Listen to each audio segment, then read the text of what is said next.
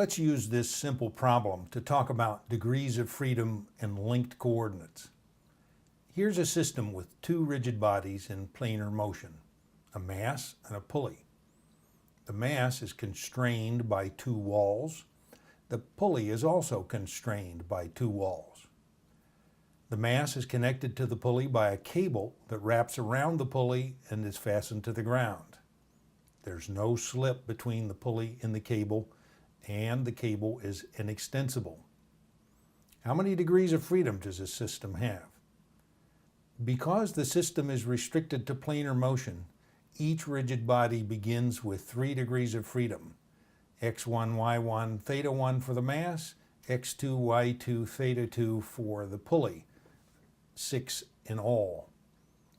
The walls constraining the mass prevent horizontal motion and rotation. The walls constraining the pulley prevent horizontal motion as well, leaving 3 possible degrees of freedom, y1, y2, and theta 2. But these remaining motions are not independent. The no-slip condition between the pulley and the inextensible cable imposes a kinematic constraint linking y2 and theta 2. This eliminates another degree of freedom, leaving 2, y1 and y2. Are y1 and y2 independent? No. It's clear that these coordinates are also linked by a kinematic constraint through the cable. So the system only has 1 degree of freedom.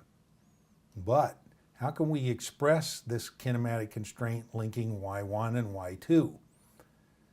In other words, how does y1 vary when y2 is varied?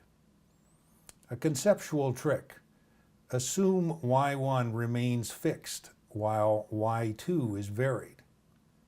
If the pulley is moved a distance y2 with the mass fixed, you can see that the cable's length would need to be increased by 2 times y2. This is in fact the distance the mass must travel since the cable is of constant length. Therefore, the kinematic constraint linking y1 and y2 can be expressed simply as y1 equals 2 times y2.